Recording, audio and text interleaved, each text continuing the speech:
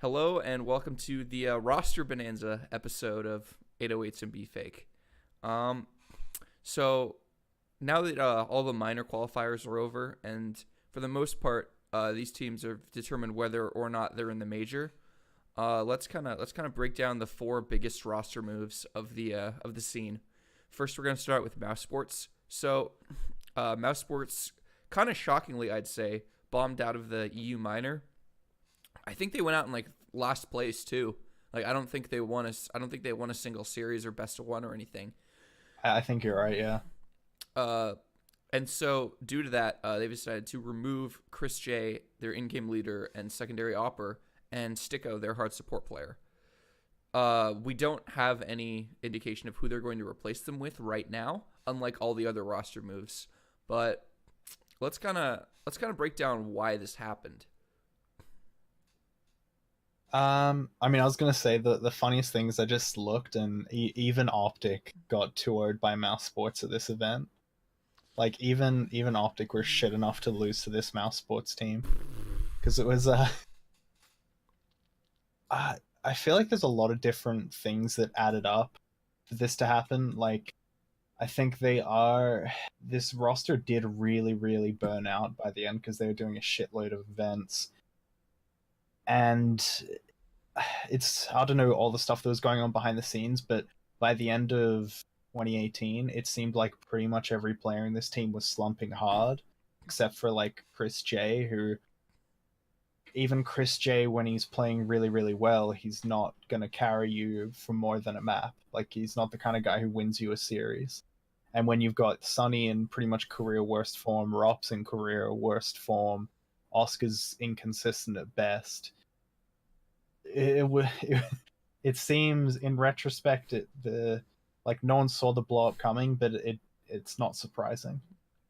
Yeah, like we've made points on this, but like this roster has definitely been flawed for a bit now, and I don't really mind the moves they made, to be quite honest. I think that considering the in-game leader market right now and the potential of who you can get, especially in terms of the context of this team and it being an international roster, I think Chris J was the best move for them. Like removing him was the best move for them. I mean, when I think he had to go to some degree because when you're looking at a team where he's meant to be the tactical force, and in a lot of ways I think he's also the kind of moral leader, like the leader of men kind of guy on this team, and came out afterwards they didn't practice for this for the minor. Like that's pretty indefensible. Like Yeah. if you don't know, we don't know who was more behind that, but like Oscar Kane said, they legitimately did not practice at all. So if he can't motivate them to that degree, I don't see a huge reason to keep him. But honestly, from the way I look at it, if I was the owner of Mouse Sports and then the GM comes to me and says, right, we really want to make this move, we're gonna kick, and just named any two players on that 5-man roster, I would have heard them out. Like I would have heard this guy out. Like I could honestly understand a pitch for removing any two guys on this team because it's a fucking mess, and I don't know how you turn this around without like they needed minimum two changes, like fairly likely three. Fuck it, just kick everyone and then buy a new team. I mean, there's a because when I because for me almost the weirdest one was Sticko because Chris J I agree probably had to go because I think he gets a lot of there's a lot of players like him where they have a very limited skill set and they can like it also helps that he hits a lot of highlight plays, but he gets a lot of slack from making himself into a pretty effective talent, even though he's when you watch him play, like he's not super skilled, he's not super consistent. I don't think he's a hugely intelligent player, but he there was a period where he worked really well in this system. I think a lot of people saw him as like the future, like the guy who just had to stay. But for me, I think Sticko is the one that's the weirdest drop for me because I don't see them going out and getting a better sort of role support guy because I don't think there is really one available. who would jump into an international team like this. Like I personally, I would have definitely kicked Chris, and then I would need to know more behind the scenes in terms of the other three, but I could see an argument for kicking any of the other three. Yeah, I definitely agree with you on the Sticko part. It's gonna be it's really hard to find a player who's just completely willing to do all the shit roles that he does in that team. He's Um, honestly not an awful technical player either. yeah, He just will play all the garbage roles. yeah, it's really hard to find a player like that. It's it's even like, and Sticko's got experience playing with all of these guys. And if you're gonna keep the three big stars, I think it's probably really important for you to have the setup guy have great chemistry with them. And Sticko definitely does. Like if you let me put it this way, if you've played with them long enough and you don't have great chemistry, then yeah, you should be removed. But I don't think that's really the case because like they wanted him back after they kicked him because they saw how valuable he was. Yeah, it just part of it makes me think maybe he doesn't fit the social group or something like that. Because Dude, I man, can't if you're explain gonna why he would get kicked, or maybe there was a coup where, like, I don't know, for like Sonny and Oscar went one way, uh, then Chris and Sticko went the other, and Rops had to sort of like be beckoned one way or another, like a fucking cat or something, to decide which parent it wanted to go with in the breakup or whatever. no, But it's the end of Air Bud, where I the oh oh dude, we're watching that. We're watching that next. I We're watching Air Bud but next with Marcus. That movie's a masterpiece. I think that yeah, it's hard to say if maybe there was like a factioning thing, like what tends to happen in the French scene, and one guy sort of chooses between the other two. But yeah, I don't see why Sticko. I don't see a like for like replacement that you're going to improve upon Sticko with, Yeah, especially considering like it's not confirmed, but I mean like, and obviously it's like esports players. They say something, then they're not going to do something, then do it like a week later. But Carrigan, I know he tweeted that he's not going to Mousesports, or like replied to a tweet that was talking about Mousesports, and he said no. So that concerns me because then I could think like, oh, maybe Carrigan's going to bring someone with him.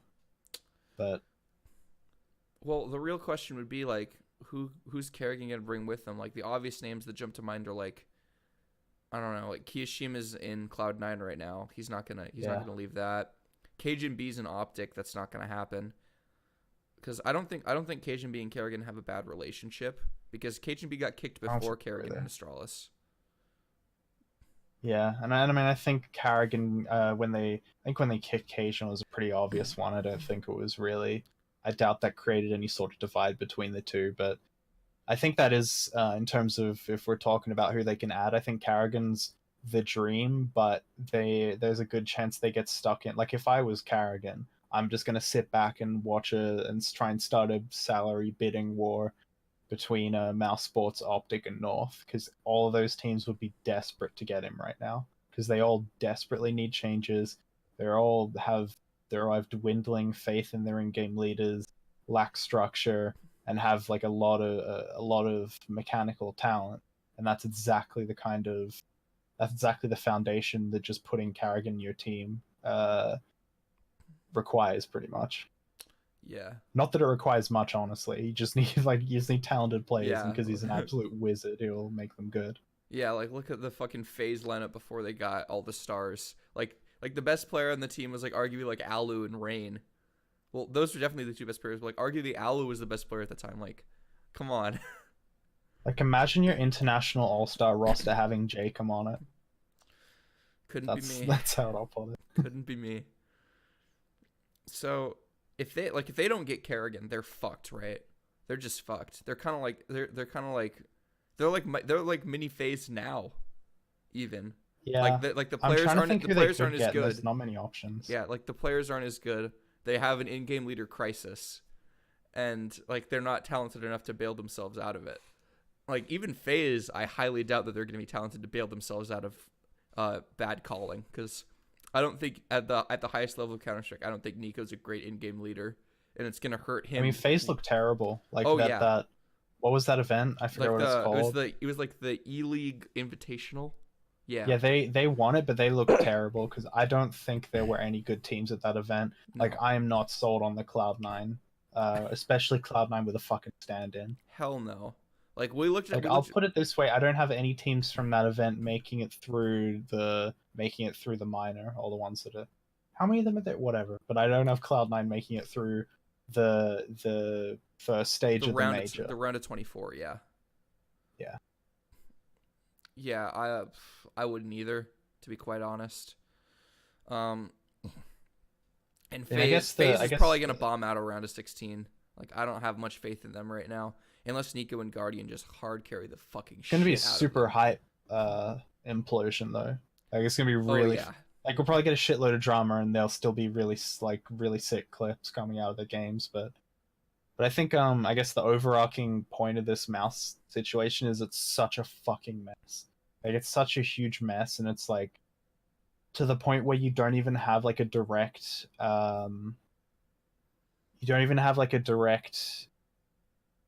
say, like, there's not an obvious team to build around here, because you think that you got to be thinking in the back of your head, like, can I get Sunny or Rops going? Or, like, I feel like Oscar's not, because we've always expressed we don't have a huge amount of faith in Oscar, because when you compare him to the other, like, he's a really talented player, but when you compare him to the other superstars, he doesn't really stand up. And it's like, I don't know, like, take if you go back like 6 to 9 months, this is a really exciting three-man core of Oscar, Sunny, and Rops, and now it couldn't look more grim. Yeah, they kind of picked the worst time to have a blow up, I guess, because none of the stars look great. And so it's going to be harder to attract potential, free agent in-game leaders and other players to your team if, hey, these are the three guys we're going to build around. They all suck right now. That's not an attractive offer. It's why I don't understand why people think that the Knicks are going to land KD and Kyrie this offseason. Like, they're just an absolute shit show, and you shouldn't I expect would, them to land anyone good. if I could, if I was making the moves, I would just push the fucking chaos button, go and sign Tarek, and then go and pick up Smooya, make Tarek the in-game leader, and just be like, fuck it, let's see what happens. That would be my Mousesports. Because it's if you can't get Carrigan, they're in such a poor position. Hey, Because, like, who the fuck do you get? Like, maybe Snappy's available. I don't know if you'd want Snappy though, seeing what he did with I Optic. wouldn't, but I don't know how many guys are honestly available. Like, this is a really really rough situation for Mouse Sports, right? Yeah, I'm not in Like, the never seen a team fall out of never seen a non-French team fall out of the tier 1 uh so spectacularly. suddenly, and just be shit. Like, not even a tier 2, they're just really bad now. Yeah, because they were just getting absolutely shithoused by tier 2 teams at the minor. Like they looked awful. Yeah, they lost 3 maps to Valiants, who have a lot of talent, but they should be piss easy for this team to walk through. Like, Valiants didn't even make it through the minor. No. And like Valiance's biggest claim to fame is like they have Esperanto, right? Or is that even Yeah, Fury? they have him now. Yeah, they have They have him, Esperanto and and they have Nico's Hunter as cousin. well, actually. Because, Yeah, yeah, Hunter's nuts. they've got the Nico's blood running through their veins, and Esperanto, and that's their claim to fame. And Mouse Sports I actually couldn't quite beat like them. Nexer as well, but yeah, it's not a team that should really stand in the way of any legitimate squads. Yeah, like the only team legitimately I could see coming to the minor that should have beaten Mouse Sports might have been Ents, just because like we saw the downward slide for Mouse Sports coming at the end of the year, and Ents looked really Well, yeah, and good. simply because Ents just play a lot better CS than them. That's Like, if you true.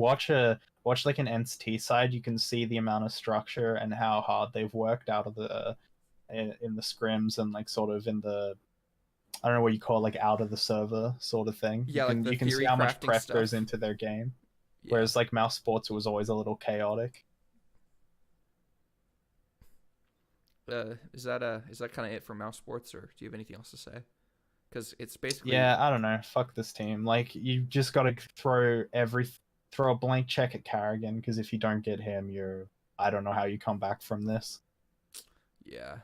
Like Or I'm I guess you definitely can come back from it because you have some good pieces, but it's gonna be really hard to get an in-game leader that's up to like this where the team where they're I see them as one of those teams who bounces between tier 1 to tier 2, and I don't see many in-game leaders you could sort of grab that would be able to do a better job than Chris did. Yeah. Another problem I think that might come up for Mousesports is that I'm really worried about Rops right now because I think that if you can't salvage his career, starting a young player off, like he's pretty good and then he just drops to shit. It might be hard for him to break out of that. Yeah, I mean, like the Rops is like a really really tough one if you're looking at that team from a management perspective because you don't you never want to you don't want to sell him or get rid of him because in 3 to 6 months he could be a world class player, but and you're gonna feel like a fucking idiot if you sold him. But for now, he's just really not bringing that much to your team. He's just like a really really ordinary to poor anchor player, and I don't even know if I'm convinced that he should do that anchor role anymore because he was really good at it at one point, but then he's really gone off the boil. Do you think Like he's I guess the other thing as well for me with this roster move is if they're going to get Carrigan, you'd almost want to not bench anyone or make any moves. You'd almost want to bring him in, like maybe just straight up bench Chris, and then be like, all right, maybe we give you a month with this team, or if they say you want this roster move right now, Carrigan, then okay, we'll do that. Give you a couple months bench sticker, and then you can maybe bring him back and get bench one of the other guys if you want, like what FaZe did, which I yeah. thought was pretty good, where they're like they sent him to the first event or with Jacob, they did one or two events with him and then decided that he'd rather have Kiyashima and pulled him back off the bench. Yeah, maybe like Kerrigan as GM is like coach GM like LeBron might be their best option. But I mean Yeah, that I'm a bit surprised that concerns me. Like if they're because I sure they have to bring an in-game leader. I would have rather they did something like that. I yeah. don't know. Maybe the bridges are that burned between the players socially. I don't know. Mouse Sports is a really weird social dynamic just cuz Oscar's like the biggest weirdo in CS. Because there's a Finnish guy, an Estonian, and then yeah, the biggest oddball in professional Counter Strike. Because like I just imagine because like when you look at these personalities, like there must be so many moments for Sticker and Chris J where they're like the what the fuck is that show? Is it Curb Your Enthusiasm? Which one? The one where it's like Yeah, there must be so yeah, many it's that one. moments where they just have social interactions with those other three guys, and then they just like kind of sit there, just like as the music plays, like because because they seem like pretty reasonable normal like chill guys, but their three teammates are just super odd, and part of that's like a cultural thing where like we say like most Finnish people are like that, but yeah, no, I just want to like I imagine what goes on in those team houses. I mean, do Mouse even have a team house? I'm not sure. Oh, I guess boot camps. Yeah, I don't Yeah, I'm think pretty so. sure they. I don't think like any Counter Strike teams have team houses anymore, just because like they're proven to not really work in the game. It's usually only NA teams trying to save money. Yeah. All right, let's move on to Big. So, Mm-hmm. Big have decided to remove Smooya from the lineup, and since they had Nex undergoing surgery, he's no longer having that for some reason, despite the fact that he needed it like 3 weeks ago. And Nex is coming back, baby. Uh, It does smell of that like Monty Python bit, where he's like, oh, he is dying. He's like, no, I'm getting better. All right. yeah, except they don't like hit him with a club and put him on the body cart. That's what I was they actually just looking bring him for them back. to do. Yeah, just beat him over the head with a club and put him on the cart of decaying bodies that is Sprout. Yeah, I don't. I mean, we don't know enough about behind the scenes, but from what this seems from the outside, this is more of a behind the scenes move. Like it seems Yeah. like Smooya didn't fit with the team whether that be in terms of playing style or just mentality. I think it's probably more on the mentality side of things, just because of the way he actually does play. Like, he doesn't seem like the guy who wants to do what Big does and, grind demos and theorycraft really hard and then play super structured CS. And having a wild card in that team is good, because after, like, once you saw after they went to the finals of Cologne, like, teams got their demos, they started to figure out their setups more and how to, like, ruin them, break up the executes before they actually happen. And I think if Big want to contend at a higher level, which, picking up Xantares shows that they have a greater investment in doing so, they probably should have needed someone who brings in another more dynamic element to their team. And I think this has to be more of a social move more than a CS move, removing Smooya rather.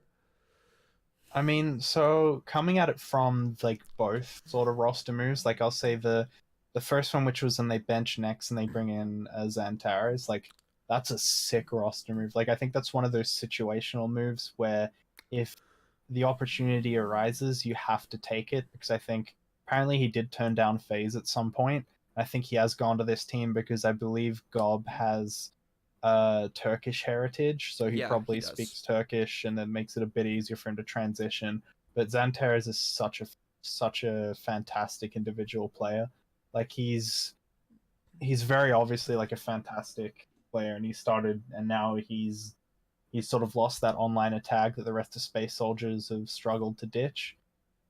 And I think by bringing him under a earning game either like Gob, this is probably a really alluring pickup, and I'm super happy with that. Also, like Nex is a pretty fucking ordinary player, so in theory, getting rid of him for Xantares is a huge upgrade.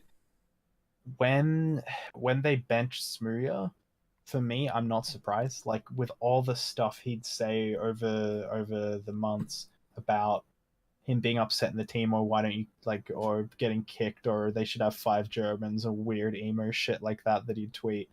It seemed like, and also knowing all the other stuff about him and how he, I don't know, say like how he carries himself socially. Like it seemed like he seemed like a bit of a time bomb for team chemistry, and there's like no way he sort of stayed in this team.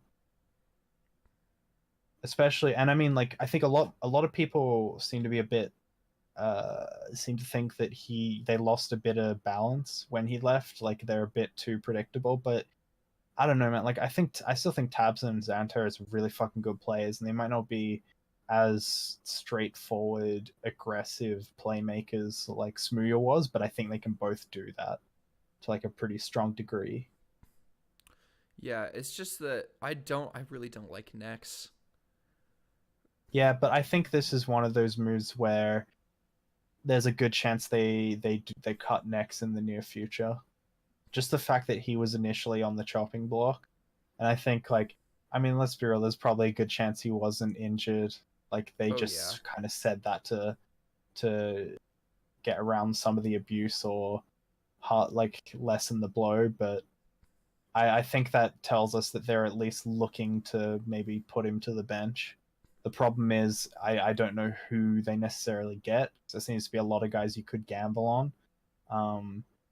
Because I don't think there's much in the German scene, because I don't think any of those guys on Sprout are good. Even the younger guys like maybe might turn into something, but I'm not holding my breath. Yeah, and Like like with this roster, like you can actually do kind of a lot, just because Tabson's a sick fucking player, man. I really like Tabson. yeah, I mean maybe if you're thinking guys who've played with Germans before, you could gamble on someone like Nato Safix, because I don't know if I think I prefer Tabson as a hybrid, whereas he's probably going to be the main op now. Well, I mean, definitely going to be the main op now. But there's, I think I think it's good that they've got exposure to being international, because they're at a level now where I don't think picking up other German players is going to improve them. But Yeah, yeah, I I'd say with agree. this lineup now, like overall, the like minus, if you view it as minus Smooya plus Xantares, I think that's a pretty big upgrade, Mm-hmm. because like Smooya is quite talented, but he's such a inconsistent player, and I mean, let's be real. Like, probably socially is a bit of a pain in the ass to play with. Yeah. This, yeah, I need to see. I'm gonna need to see more from what this big roster ends up looking like how they structure it. Because when I saw like the Xantaras that I watched at that first at the E League tournament, obviously it's his first LAN with the team. It's his first LAN. Like there's probably some language issues because playing in Space Soldiers he was only speaking Turkish. Like I'm sure it's probably a little bit harder for him to play at a higher level with the language issue. But like he didn't look super impressive to me. So I'll wait. Like I obviously need to wait to see how that works out because you can't expect a guy who's like just joined unless he's a god to just immediately look really sick. So I'll give it time. But Especially because that and that other sort of jerk I buy power event, a lot of that was teams just being like, "Fuck, we need let's just go to any fucking land that's on before the major, so we have a bit of prep, like so we're not just going cold out of a like month and a half player break into the major." So I yeah, think a lot of teams were really rusty, like they weren't up to standard. Like I have a lot of faith in Gobby preparing that team and making them into a pretty good force uh in the major. Like that's just what he does. Like he's a pretty fantastic, like for all the things he lacks as an individual, I think he's a really really good in game leader, and I think he's going to set this team up well. So that's the other thing that you touched upon as well. Like I don't like Smooya as a personality doesn't fit a team that is this tactical and this regimented. It doesn't really make a huge amount of sense. Smooth to Mousesports. Like yeah, I like you wouldn't already be said, surprised yeah, honestly if they don't get a good in game leader in, he might talk his way into Mousesports. yeah. Then he and Oscar can like fight over the op, and just like imagine like the passive aggressive shit that's gonna happen in Mass Sports if he and Oscar just like fight over who gets to op on what map. I would. I mean, like To be a fly on the wall in that room of them just like staring like awkwardly off at like not each other. that Just team wouldn't last a month. I guarantee that team wouldn't last a month if they added Smooya.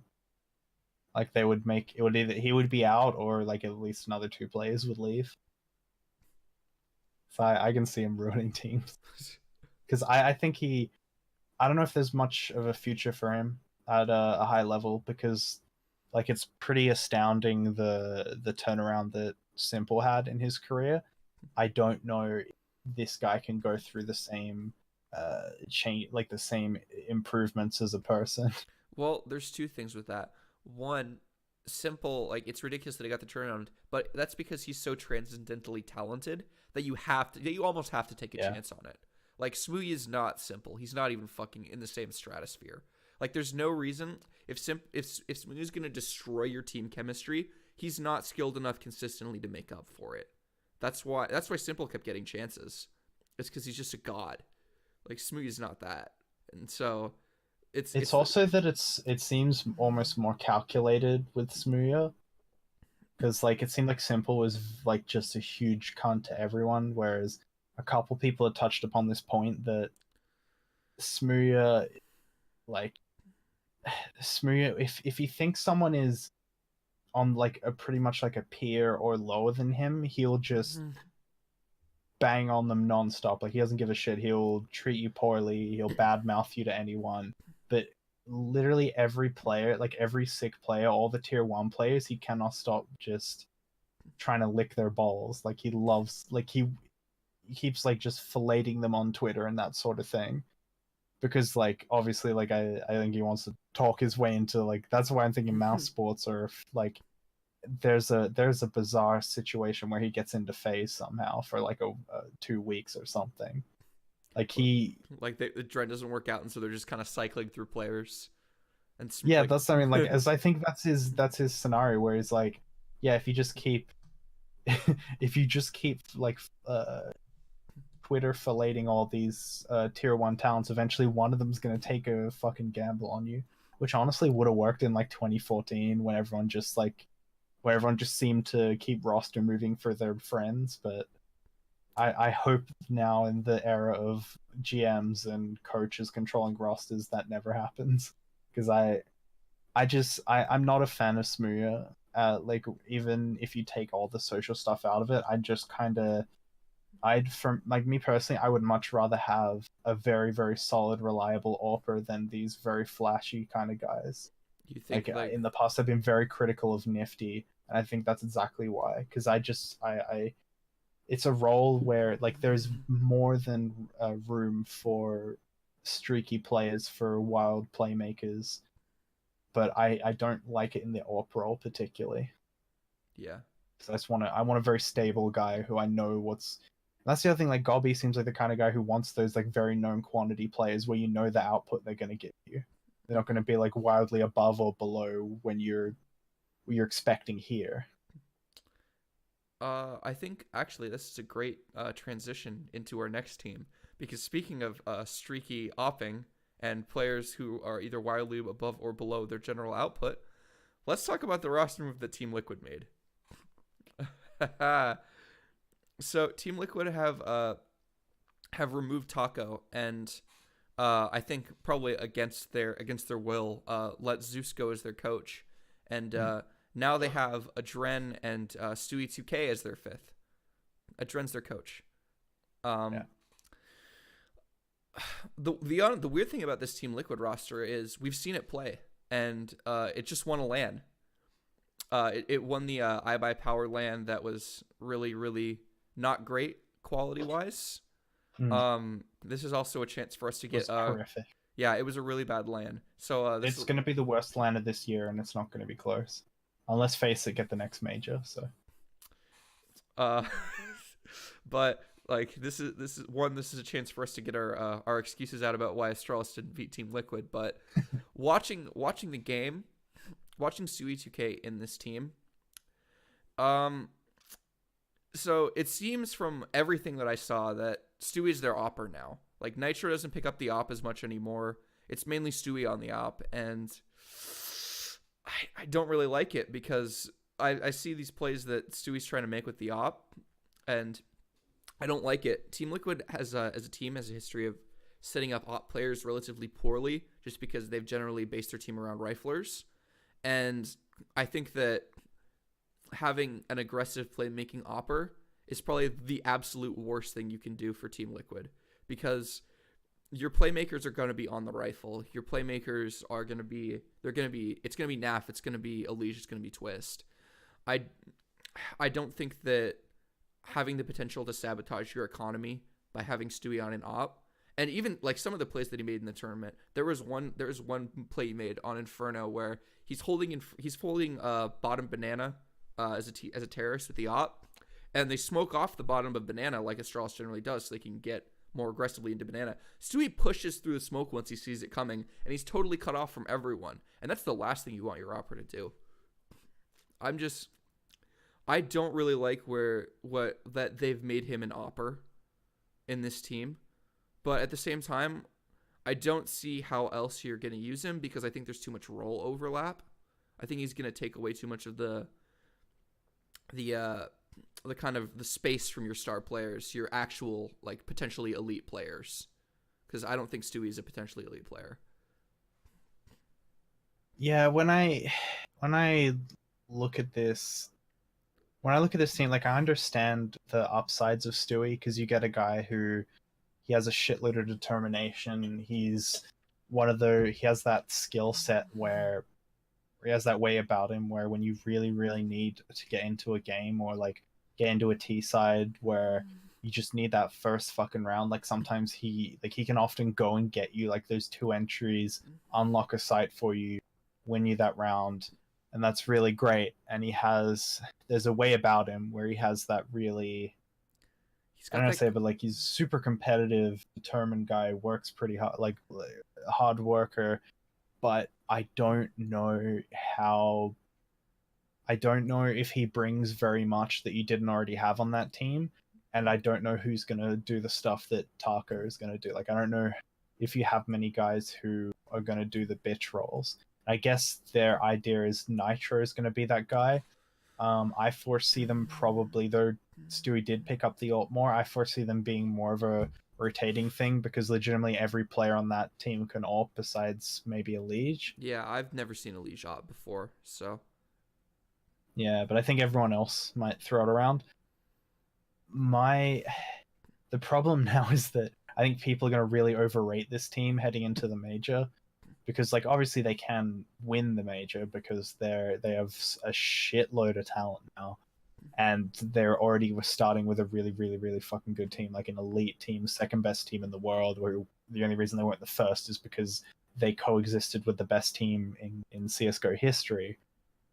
But the outrageous conclusions people made on that iBuyPower tournament were uh, like fairly triggering. Like when more and more stuff comes out to the point where apparently on the first day of that tournament, the Astralis players were incredibly close to just walking out and being like, "We forfeit, fuck this," to going to the end, and they're overjoyed that they beat Astralis in a best of three after Astralis played their semi-final. I think it was like 20, 30 minutes before that game, and they weren't coming from the lower bracket or anything. That's just how the LAN was poorly organized. I don't like, people are talking about it like Stewie's the guy who's going to make them the best team in the world, and I think that's the expectations there are far too high. yeah, I don't buy it.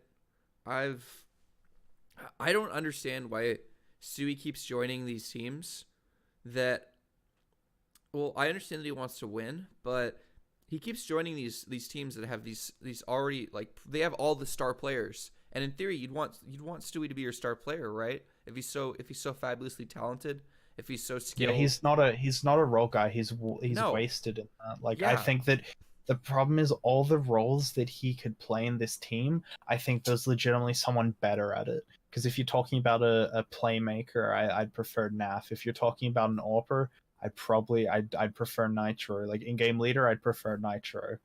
Like anchor player, like main star, I'd prefer Twist or NAF. Like Yeah. that's my problems. I don't the stuff that he brings that isn't elsewhere on the team. I don't know if that's super valuable, especially when you're considering what you lost with Taco. Like this Like seems I'm really not sold on this move, even though it seems more and more like it was a fairly mutual decision between them and MIBR. yeah. This honestly, this role, this move, like the only person I could see like loving this move is Skip Bayless from a perspective of Stewie's got he's got the major winning intangibles. Got Moxie. Yeah, he's got confidence, and this team losing to Astralis and losing all these finals, like losing to Mousesports and ESL1 New York was criminal, and Yeah. like that after that I could see how their mentality might be like ruined by that. But Stewie's gonna be that guy who's gonna fix it. Stewie's gonna be the guy who's gonna take over as the leader. But I mean, other than that potentially occurring in the game, it just doesn't fit for me. Like there's something that's off about it. Like, because this Liquid team has all the talent to be the best team in the world. Again, they do. Like on like man for man, they're more talented than Astralis in my opinion, or at least like even with Taco, they were probably more talented.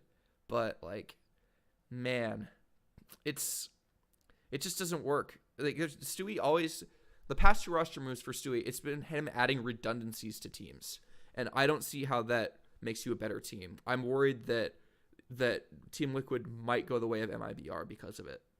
Obviously, I don't think they'll be as bad as MIBR were at their lowest, just because they're more in form right now and they have more talent to bail them out than MIBR did at the end. Because Fallen just dropped off a fucking cliff. Cold Zero was the only one who's consistently performing. Yeah, I'm just worried that the 2019 is not going to be as kind to Team Liquid. It's just that the problem is they keep adding him to teams where it's not a like for like switch. They keep removing a guy who is nothing like Stewie, adding in Stewie, and then or like yeah, taking the way I'd put it is so you're getting a 5-man talent aside very balanced roster in terms of roles, removing a guy and then adding a guy who is not at all a like for like. and that can work. Like obviously the best scenario was they got rid of Kirby and added Magus to Astralis, and that they reshuffled the roles and it worked perfectly. But that's because Dupree was went back to the role that he initially was fantastic in. I'm not convinced that that's going to be the sort of thing that happens with this Liquid lineup, and I think it really is a shame. Additionally, because I really fucking like this team.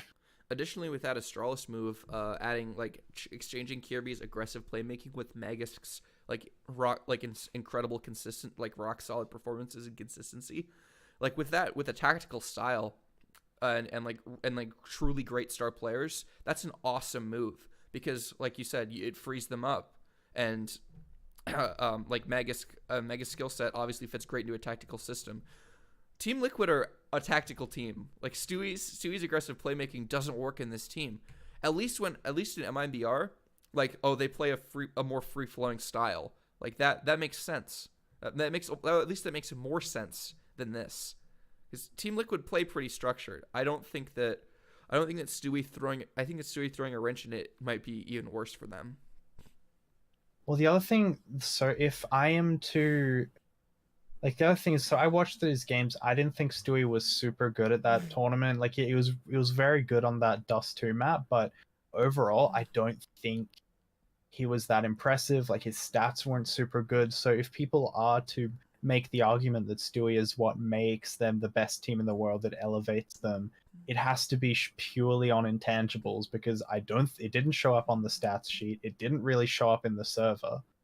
Like it has to be an intangibles argument for the most part, because I don't think he does that much for the eye test.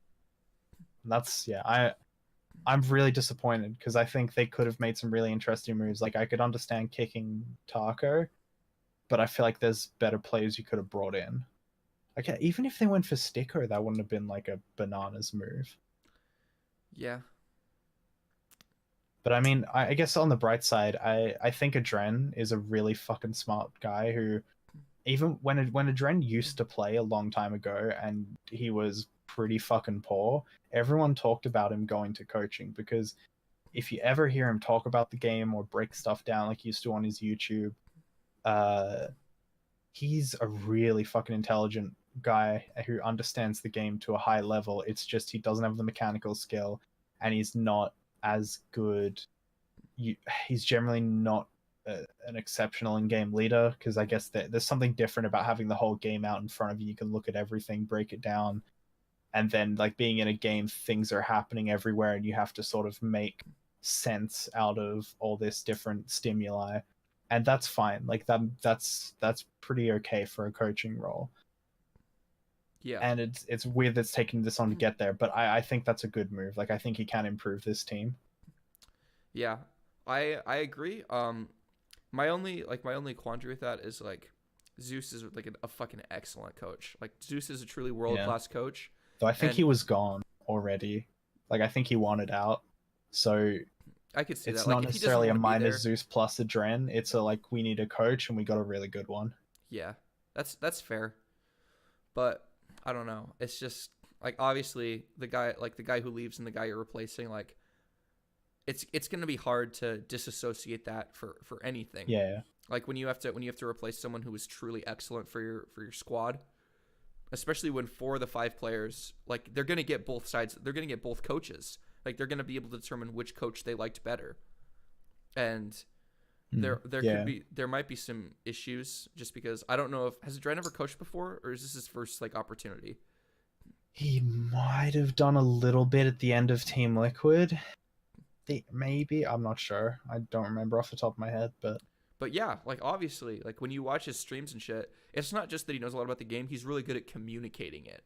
Like people like when we watch like when I listen to someone like Shocks talk about the game, like obviously he's a fucking intelligent player. Like if not just in terms of like a raw like tactics set, just an insane game sense. But like he talks about this weird like bullshit like, oh, we didn't feel the energy in the game. Like he sounds like one of those like scam artists who like peddles crystals to people when he's talking about Counter-Strike. Yeah, it's awful. Yeah. But Have he's you ever obviously heard Apex talk about, like, have you ever seen a fuck, man. post-game interview from Apex? It's legitimately like, what happened today? Is like, I don't think we got up in on the right side of the bed, and I just couldn't hit my shots today. Uh, the conditions in the server were poor. It was windy. I don't know. It's maybe it was. Hopefully, we'll do better next time. It's like, what the fuck? Like, like you haven't told me anything. Like, They went to the North American school of media cliches, where you just say a lot of words but they don't mean anything. Like like American even athletes love that shit, and it's the worst. That's why it's so it's rare. media training, dude. It ruins all these great sports personalities because they're told to like. Because people like, okay, so there's this player in the Premier League called Troy Deeney. He gets a lot of hate because he plays for a team called Watford. He's actually like a pretty good player. He's a striker, and he goes into post game interviews, and he'll just say what he's thinking. Like his most famous one is he talked a bunch of shit about Arsenal, and most of the stuff he said was pretty accurate. But people, he gets a lot of criticism for doing that. But people don't seem to realize that the inverse of that, the same deal with Ibrahimovic, is the inverse of that is more of these things where it's just like, oh, how do you feel about the victory today? It's like, well, you know, we got a great group of guys here, and we really been working hard all week. We really came together, and I think it's great to see all the work on the training ground come together. All the boys tried really hard, left everything on the pitch. Great group of guys. That's what I think. Yeah, and it's like, it's just straight like in one ear out the other. It's like complete nonsense garbage. Like, may as well not even do the interview. Yeah, like my time was wasted. My life is worse off Yeah. for hearing this. Actually, I always mute. I never watch that shit, even if it's teams I support. I actually, it's like it's only if a handful of players go up when I know that they're not fucking media trained into being absolute dullards. But yeah, that what we're getting to, I guess, is that Adren is like a very cerebral guy who can communicate the game well, and it's to the point where it's almost an underrated skill. It's an almost underrated skill because you look at the way the community views nothing, like Jordan nothing Gilbert. He I love how we I call feel like him you gotta that. say the full name every Yeah, time. you have to. It's so great.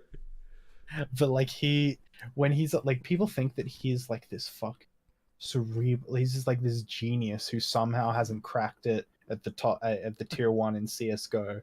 At He's least had not for a so. long time, because he goes on his streams and he can fairly well articulate the decisions he's making.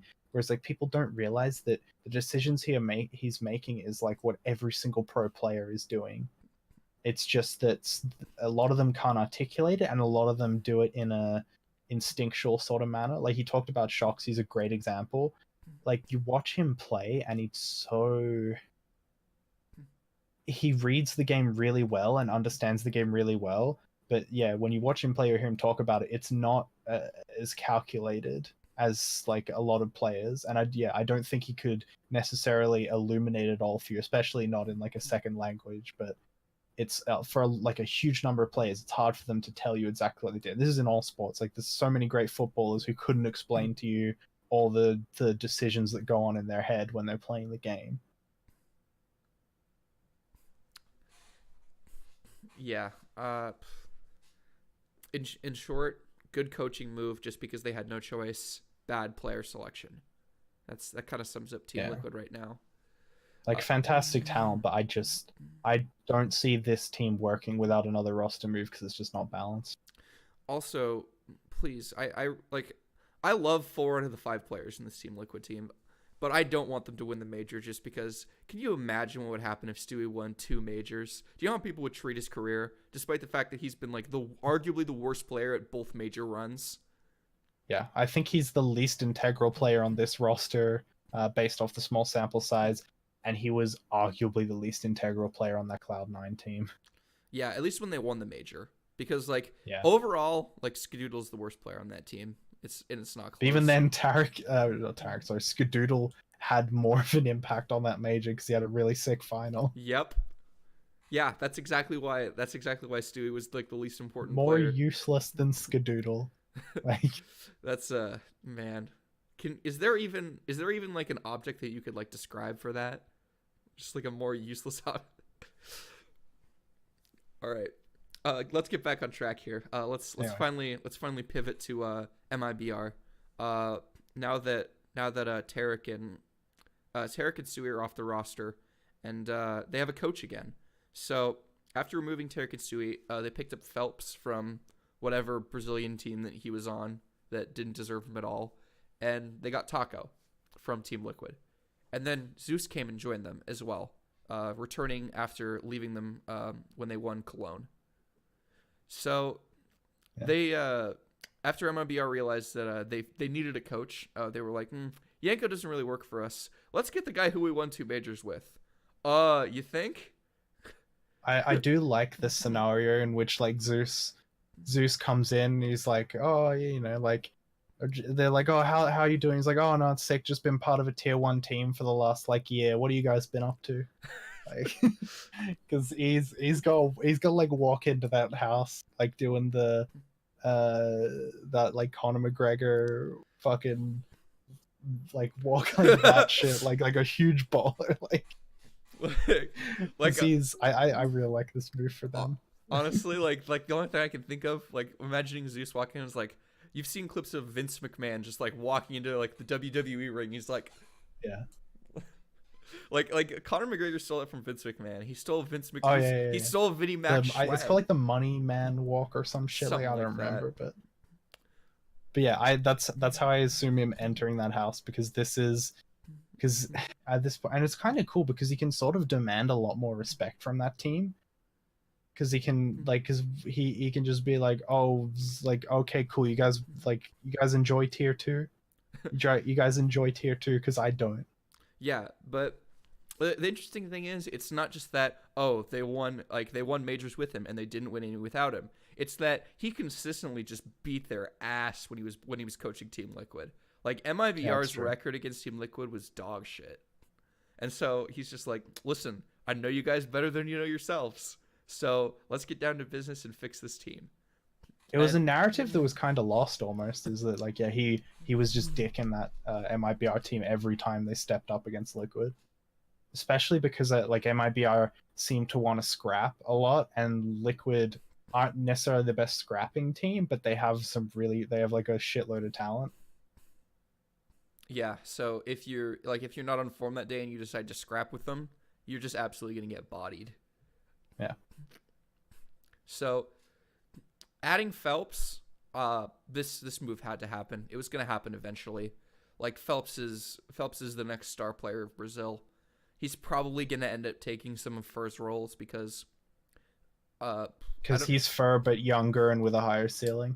Yeah, exactly. Because it's like it did feel good when that happened, when they added him, because of like when they kicked him, and ever since they kicked him, I've been saying it's like, you're going to have to go buy him eventually. You may as well have just loaned him out, because you're going to go get Phelps one day. Because he's going to be the best Brazilian player one day. It's just, and you have obviously the best Brazilian team, so it was always a matter of time before he got another chance. Yeah, it was kind of like how eventually Simple was going to go to Navi, no matter how many times they said they weren't going to get him. Like, he was going to go to Navi. And eventually he's just gonna, I think the way this team's gonna work out is he's gonna start taking more and more of Fur's roles, just because, you know, he's better than Fur right now. He just is. And like, I know that's gonna be really hard for Fur to accept, because, you know, he's won 2 fucking majors, he's a legendary player, but I think in order for this team to work, there's gonna have to be some fucking, like, people are gonna have to like sacrifice their egos a bit, because they've been in the fucking basement, like figuratively, for the level of team they should have, and they're gonna need to stop acting like it's 2016, because it's 2019, and what have you done lately? Big old goose egg, man. Like, I don't think they won a tournament in 2018. Like, well, actually they won that Zotac. Yeah, that's right. Okay, they didn't win a real LAN all fucking year, so like, they're gonna have to sacrifice. Listen, man, Asian LANs pay like a real LAN, though. This is true. Just like Asian shoe contracts pay like real shoe contracts, Klay Thompson. But when I look at this, it feels like it is kind of funny that they're trying this roster again because they're kind of looking back to that 2017 line and being like, things weren't that bad because they really weren't.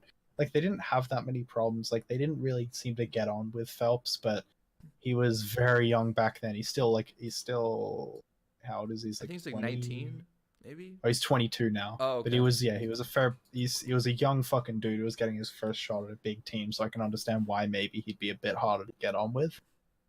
But I do see this as maybe a bit of a temporary roster. Like they might make another move in the not too distant future.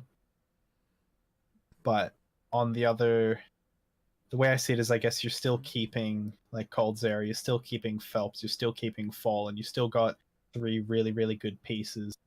And I guess like Tucker arguably as well, depending on how you use him. So it's not like they're definitely going to improve upon what they had before. They're going to get some of that chemistry that comes with a better communication and working with guys who better understand or have like a more common culture and that sort of thing. Yeah, like sometimes when I forget about like one of the big reasons that MIBR dropped off in 2018, it's because they were talking English the whole time. Like when they were a great And like teams team. don't understand how much harder it is to communicate in a second language. Oh yeah, especially when your entire team is based around team play and like playing off each Yeah. other, like that MIBR roster was. It's really difficult in English. That's why we hated the Sui move when it first happened, and we were even more confused when the Tarek move happened. Yeah. It's like What's you're gonna kick both these players eventually, just because you're gonna want to talk in Portuguese again. It's gonna happen, and guess what? It happened. Yeah, or even then, like it's hard to social. Like it's not as bad as like Smooya plays it out where he was whinging because sometimes they would talk German in front of him and he doesn't understand what they're saying. But like it's there. I think there is definitely something of being able to communicate with all these people in your native language, and then like I think Brazilian and the American culture is quite different. So it's gonna be a lot more seamless Oh, but Tom, pulling this team together. what about Brazilian and Turkish culture? That's why they got Tarek. Might have been an All easier right, well, transition. You never know. that's why he's gonna replace Xantars on Space Soldiers. So, Yeah, exactly. Oh because man, like I always I love that hope not. like. Fuck. I Please. always love that Tarek thing where he's like, "Oh, big ups my Turkish brothers doing well for the mother country." They're like, "You ever gonna join that?" Nah, nah, I'll leave it to them. I'm good They're love, doing it better enjoy. than I ever could. Just the future quote. I'm good love, enjoy. Yeah, listen, my man needs to get paid. You don't get paid on Space Soldiers. Oh no, you literally don't get paid on space soldiers. Yeah, It's fucked up. that's the main problem. But I don't know. I think this is a good move for MIBR. I think they improved, Oh yeah, and absolutely. and they're at least an exciting team heading into the major because they'll be fun to watch even if they're not super polished. Yeah. Like at least we get them talking in their native language again. Like can you imagine what Astralis would be like if they had to talk in English or some shit like that? Like Yeah, like ugh. Like we know that Cold Zero can be an elite player. We know that this team as a whole can be elite because we've seen it be elite before. It's just like that like the communication element was never there, and hopefully it's back now. there's a lot of chemistries between like individual plays in this lineup that are really cool. Like people talk about Ver and Phelps clashing, but I remember like especially on Cash and Mirage in 2017, they had some really really cool synergy when they would, especially when they would take mid on those maps. Like it was really fun to watch them sort of move up and just bang heads off and take up like a shitload of space really quickly. And then obviously the famous one is like I think we talked before Cold and about Taco, yeah. missing the Olaf and Krim's duo, but like Coldzera and Taco, that is really exciting. Like, because that's when Coldzera was at his best. It was when Taco was arguably at his most effective.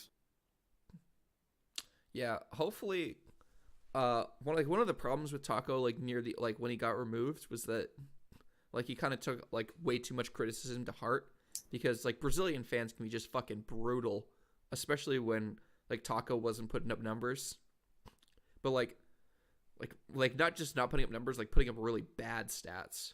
Like regardless of how much like help he was to the team, as in like a net positive, it wouldn't matter, because when you have like a .8 rating across the LAN, you're gonna get shit on. And he doesn't exactly take things in his stride. He's been trying to come to grips with his dead ass hairline for 3 years. Yeah, like he put out another tweet today complaining about them not letting him wear hats at events. It's like, come on, bro. Like, come on. Because first of all, the other thing is like he's making good money. Go get that shit fixed. Yeah. It's not like mega expensive. Get hair plugs. I mean, obviously he's not making LeBron money, so you're not going to get LeBron hair plugs, but like you might be able to get decent hair plugs. Just go off, King. Like 10 grand can get you buy some pretty fucking good hair. And not even like there's like a football player in England where he just got that like thing where they shave your head and then they just like tattoo like the buzz cut on. Oh no. You can go for that, or like, yeah, man, like that's. But yeah, I get your point. Like I think it hit Taco really hard, a lot of the criticism, and part of that comes with the job when you're a very poor individual player, doing a lot of stuff that the general populace of CSGO fan base don't see and never will see, because like, I mean, you look at the way that they talk about, like, okay, so you look at the way that people respond to like a content creator saying like, oh, what sort of stuff do you want us to put out? And the amount of people who ask for tactical work, tactical breakdowns, that sort of thing, versus the amount of people who watch and like consume that sort of content, there's a huge disparity. I'm really glad we're getting more like tactical breakdown content though. Like it makes my life. Like, I love that shit. Oh like, yeah, it's awesome. Like it's... I spend way too much time like, it's and it because I enjoy taking it, and it pushes me to do more of it myself. Like I watched like fucking 10 G2 demos this week because I hate myself, but you're a masochist. Like, I mean, I'm just saying, I'm in on this new G2. There's really no saving you sometimes. Like G2, I can't stop. Listen, I have a problem. Listen, you and I have a mutual love for French players. It's true, but like they're gonna have to prove it in the server to me to do it. Like they're gonna have to do it against actual real competition. Dude, I tweeted about this before, but my pick for like no name player, like no name seems harsh, but like no name player who's going to do really well at this, or who's going to have like an emergence at this major, is Jax. Like I've rated that guy really highly because I liked him before, but watching him in G2, like he has a lot of assets that I really like. Like I'm not even kidding. Like I see a lot of shocks in him when I watch him play. All right. Now that we're starting to talk about other teams, I think this is probably a good point to cut the video off, because listen, it's 2019, new year, new us. We want to be more concise. So thanks for watching, and follow us up here.